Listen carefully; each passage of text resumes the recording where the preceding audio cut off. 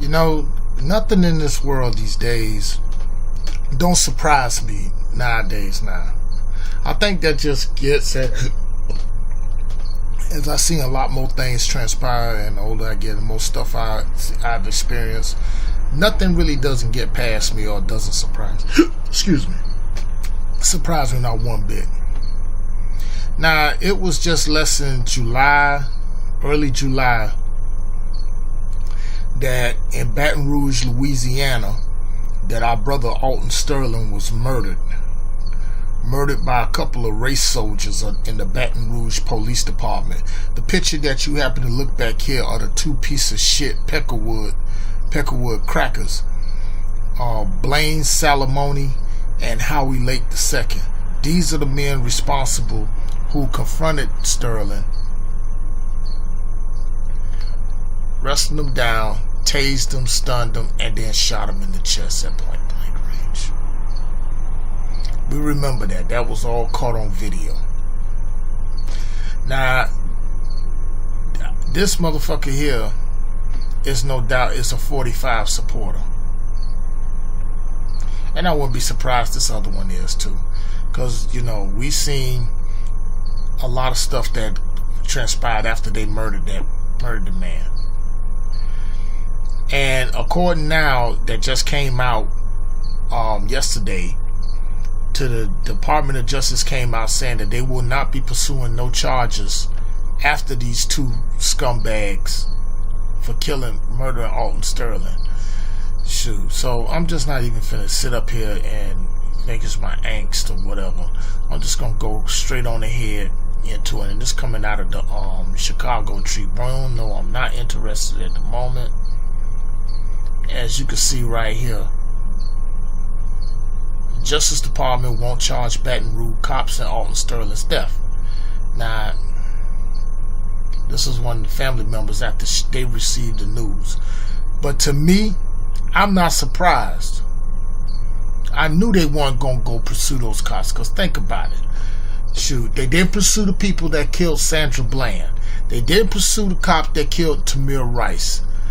Hell, they didn't pursue Darren Wilson when he murdered Michael Brown. They didn't pursue Palatano, whatever the fuck that faggot name is, when they murdered Eric Gardner. Or George Zimmerman when he murdered Trayvon Martin.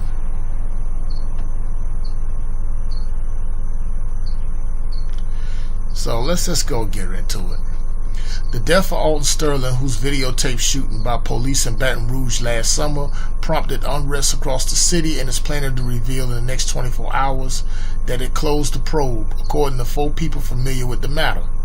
As of Tuesday, which was yesterday, the Sterling family had yet to be informed by the Justice Department of the decision, and it's unclear how and when the department will announce its findings. Now, we have not heard nor received an update and are aware of any changes that may or may not be filed by Ryan Jewelson, a spokesman for the Sterling family attorney. We have not received word, nor has the family been given any notice of upcoming updates regarding this case. Now, here's where the interesting part is. The case will be the first under Attorney General Jeff Sessions that the department has publicly declined to prosecute officers investigated for possible wrongdoing in a high-profile case, and officials in Baton Rouge have been girding for a possible reaction now. Sterling's death last summer sparked tense protests across the city. President Barack Obama weighed in on the matter then, declaring his confidence in the Justice Department probe and remarking, "We have seen 2 tragedies like this too many times."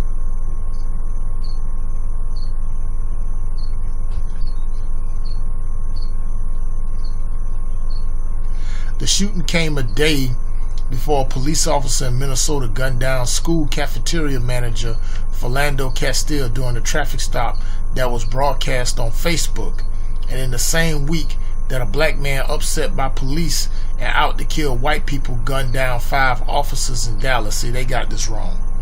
He then went out to kill white people. There was a lot of white people down there in downtown Dallas at that Black Lives Matter rally. If Michael Johnson wanted to go ahead and kill white people, he would have, but he didn't. His target was white supremacy.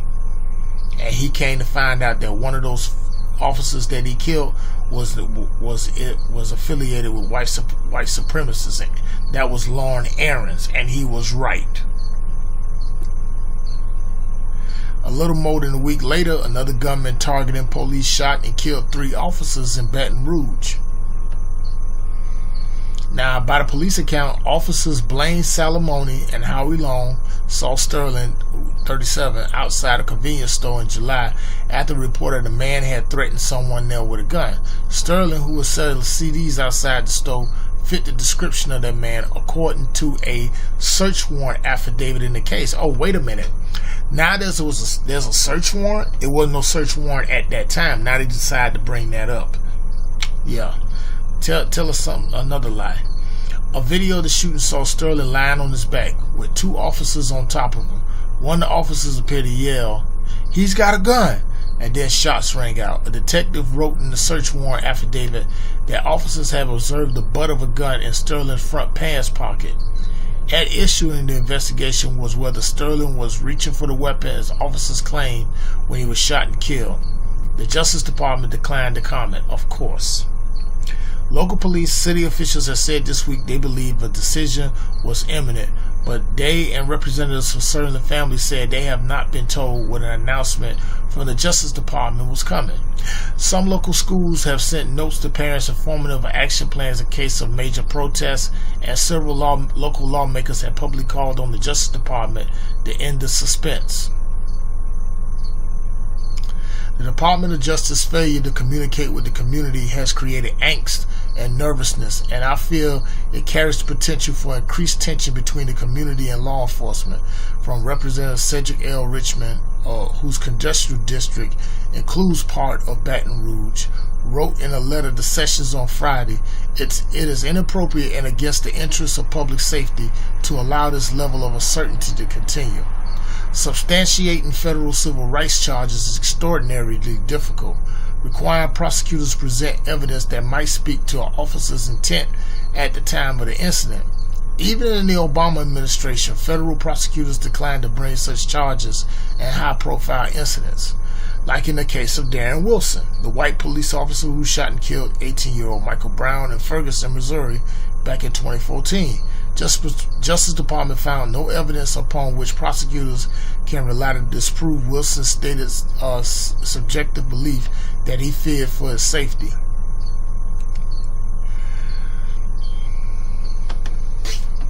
Investigators reached a similar conclusion in the fatal 2015 shooting of Jamal Clark in Minneapolis, concluding that they could not prove the use of force was objectively unreasonable based on all the surrounding circumstances.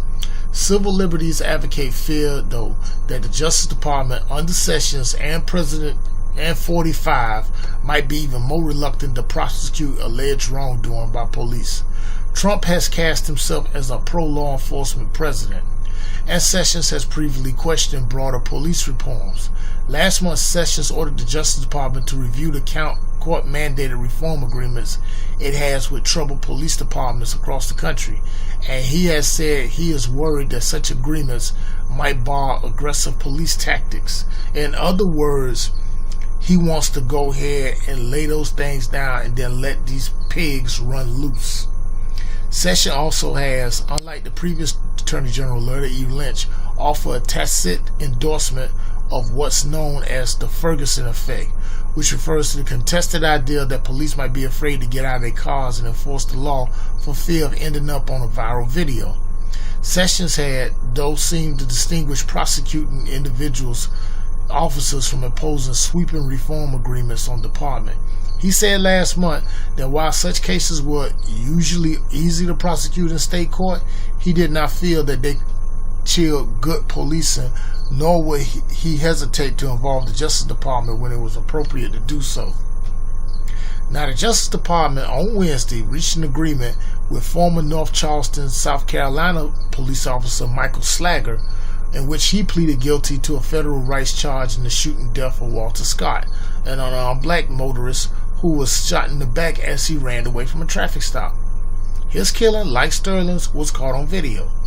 The Justice Department under Sessions still has a major investigation of possible police misconduct in the case of 43-year-old Eric Garner, who died after he was taken to the ground and put in an apparent chokehold by New York City police back in 2014.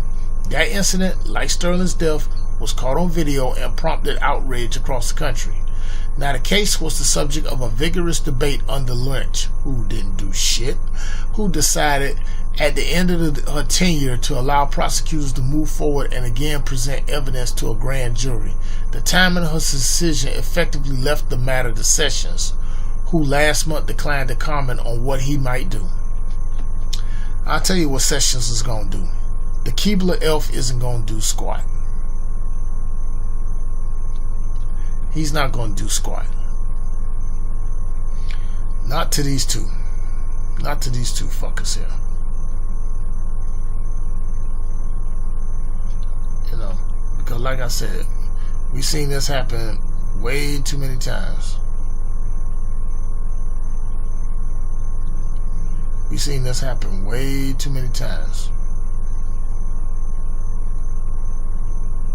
And then this is one of the main reasons which prompted Colin Kaepernick to take his stand, or take a knee in this case.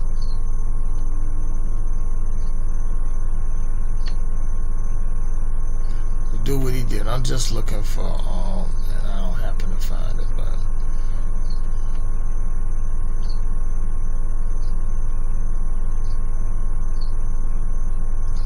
but these the motherfuckers that's responsible for that. For killing them. That's why part of me, I can't even say it, but I'll say it anyway. That's why part of me didn't feel bad for what went down in Dallas and what went down in Baton Rouge.